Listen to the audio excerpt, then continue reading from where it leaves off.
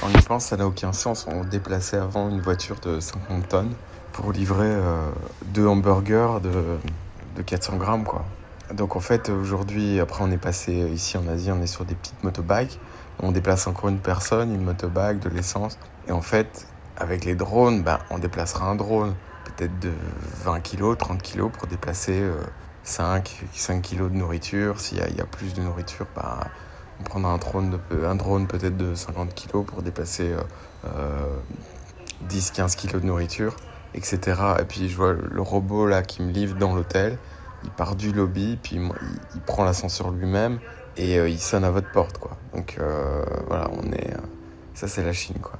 Donc je pense que en fait on va rester un peu au Moyen-Âge pour ce qui est de l'Europe à cause des régulations, jusqu'à ce qu'ils réagissent, parce que je pense que c'est pas non plus des totalement idiots, enfin bien qu'on peut se poser des questions parfois, mais voilà. Du coup, ça avance et je pense que du coup, l'humanité on va vivre finalement à terme.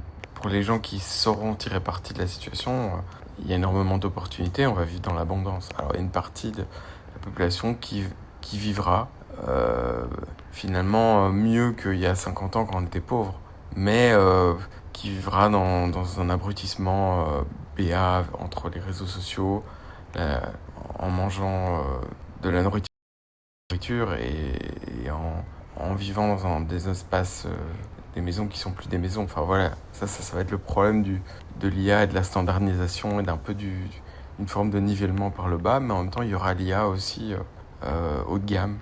Donc c'est le moment de prendre le train, les gars. Et pour ça, venir en Chine, ça vaut vraiment la peine, quoi.